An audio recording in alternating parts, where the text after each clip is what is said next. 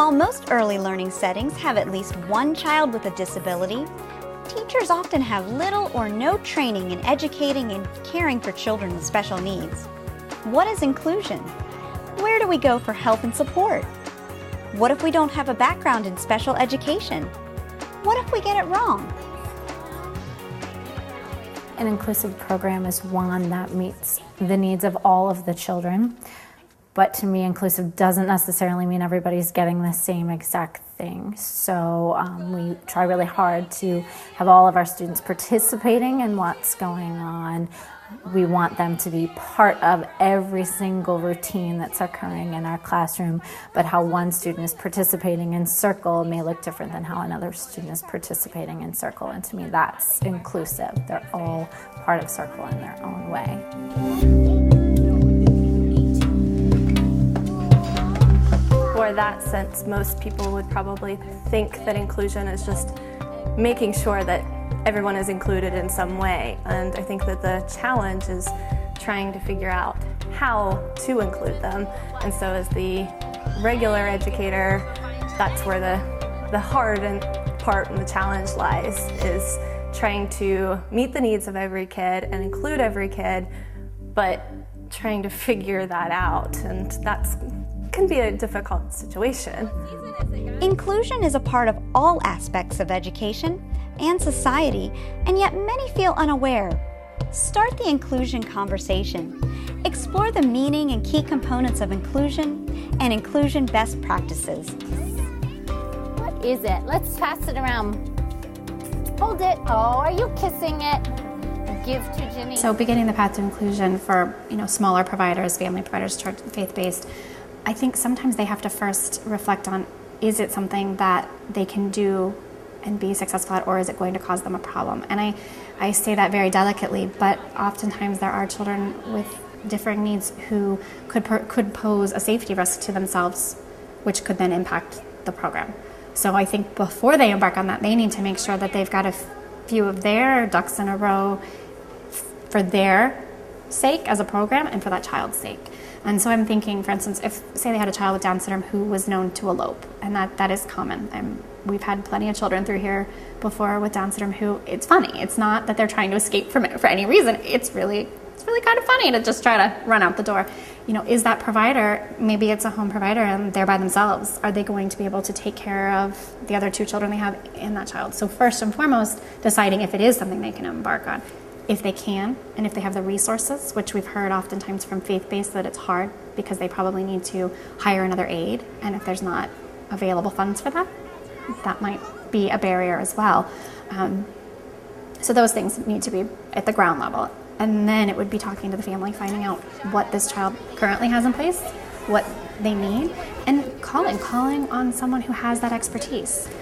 The best thing that I did for myself and for my students was to say, I don't know. I just had to say I don't know sometimes and find out from others what I needed to know and to ask for their support and ask for it again. I think that's the thing too, is sometimes it's easy to have somebody come in once and say, okay, do all of these things, and it can be overwhelming. So you might walk away feeling overwhelmed, you might walk away feeling empowered, and then you might go to implement it and not feel as empowered. And so you need to do it more than once, and trainings. I mean, there's really just get some of those skills so they have a place to start. And then I think from there, once they're comfortable, they can build. Red? There's some red over there. Oh, red! Who's changing the colors? Participation is central to inclusion, meaning there's a range of instructional approaches promoting engagement in play and learning.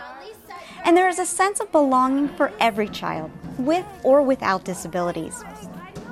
For us, inclusion means participation. It doesn't mean that you're just on the roster and that you're just here.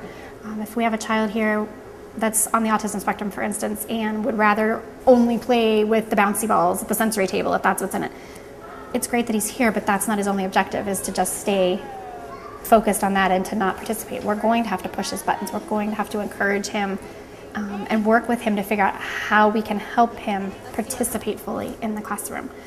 We want to definitely work with all of our children from where they're at too. We don't want to ever view them from a deficit perspective. We want to view them from an ability perspective. So wherever they are, we need to figure out what's next. And I think that's the difference between inclusion and another quote-unquote typical program, is that we're focused on where they're at, where we can help them get to, how we're going to get them there, and how, most importantly, they get to participate with their peers.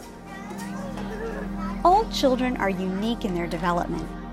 Some children have distinctive developmental abilities and disabilities that require a closer look at the practices, tools, and mindsets incorporated within programs. So as a professional coming in, and maybe a potential hire, if I could look at it that way, that we might be considering for a role in our program, and if they didn't have any familiarity with inclusion, but say they had an early ed background and so they knew early education, something I think that it's easy to liken it to, that people understand, is while it is very different, it is a little bit like having a mixed age group, because they're at different levels. When you have 2s, 3s, and 4s together, they're at different levels. So the same behavior system doesn't work with all of them. The same activity is going to need a modification in order for them all to participate. We can't expect the same from 2-year-olds as we do 4-year-olds. Any of our children with disabilities, it's the same way. Just because they may have lower mobility or they may get overstimulated by the environment doesn't mean that they can't participate. It means that it's now our job to figure out how to help them participate and be successful. Inclusion involves putting into place a quality framework of supports, such as program philosophies and policies, professional development, specialized services and therapies, and opportunities for communication and collaboration among families and professionals. Access is a complicated question. I've actually talked to a group of directors before about the process, because what I've heard in the community oftentimes is that the providers aren't sure how to access or who can initiate the access, because in some instances it has to be the parent that says, I'll make the call to get this support for my child, and in some instances the provider can do that. And so what's unfortunate is that if a provider isn't able to work with a parent, or for whatever reason, the parent is non-cooperative or doesn't have the time or whatever the situation may be, and the parent doesn't get that access to wraparound mental health services or additional therapies so this child can be successful and be successfully included in a typical program, they're oftentimes asked to leave. And it's not fair to blame the provider, because if they can't get the supports they need, if they don't have that access, then they can't help this child. At the same time, we need to advocate for these children, and we need to help the parents be advocates for the children, those that aren't already, so that they know how to access services, how to access equipment, and how to get the support that they need. And sometimes that may mean physical pieces of equipment. Other times that may mean we need therapy, we need a counselor. Who can you direct us to? And we can't forget about that parent piece. I think, whether we're talking inclusion or typical setting altogether, obviously that parent piece is huge, because the child can do really, really well in our setting or in another setting, or maybe they transition to, kindergarten, but if they don't have that parent piece, it's really or that family piece, not just parent, because the family dynamics are changing all the time. There's really not anybody that's going to be successful. So not fully, not to the extent that they could be. Educators can create environments that bring out the strengths of every child. There are multiple ways to promote learning and development, and different approaches so everyone can participate. We use a lot of assistive technology in our classroom, and that can mean a lot of different things. So for some children, it's the icons. Just because it has the word technology in it doesn't necessarily mean it has to be computerized or electronic. So the icons that we use for our children to participate in the How Are You routine, or to answer a question related to our book at Circle, those icons that are assistive technology. That big Mac button that we're using, the iPad. You didn't see it today, but some of our children have more complex communication devices that they're using to communicate.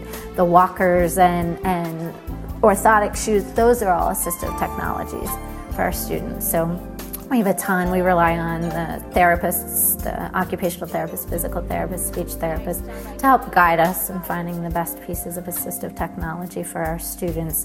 And then once we've chosen what they need, then Katie and I and all of the aides get trained in how to use this with our children so that we can carry over day in and day out with that. And it takes some planning up front. I think circle time to have everybody's icons and buttons and what everybody needed took some planning for us in the first couple of weeks of school as we figured out where everybody was. But now it's just a matter of grabbing those things every day. So it's a really easy way to make sure that everybody is doing what they need to do to be part of that day in and day out. And now it doesn't take any more work. The same thing with our teacher table. We plan it, we come up with how everybody's might be a little bit different, but then we just sit down and do it. So I think for educators who think inclusion takes a lot of work, it might take a little extra work up front, but then once you've got those supports in place, it's very easy to make that happen. And what if you don't have a background in special education? So I have my background is in early childhood and elementary, and so I don't have that special needs background, but it has been just such a joy working here and just interacting with the kids and seeing each child grow, because of course each child is continually growing and interacting in their own way, and so it's just great to be able to be a part of that. And yes, it's a challenge. It's hard because I do not have that special needs background, but that's where it is great that I have an amazing co-teacher that is willing to help me and to support me and continue to teach me. I've also taken a lot of training so that I was able to do that and learn different things from the trainings. And you know, I know that people don't have a co-teacher that are able to interact and have that background as well, but then they can rely on therapists or other people, their director or whoever, to help them and support them. We're going to eat them now. As early educators, as teachers in general, I think we value the children and we want to get to know them, but I think you have to dig a little deeper sometimes with children who learn differently, who process differently, who have different abilities, because what we may think is them just being stubborn may actually be that they can't retrieve that information or they aren't able to take that next step unless you've helped them either learn it or given them a modification to be successful. So, you know, it's a big challenge on staff. It's a really big challenge on staff. But I think when they are passionate about it and they see how much it benefits the children and the families, they're really motivated to keep doing it. And it means a lot of change. A lot of quick thinking on your feet sometimes in order for participation to be successful.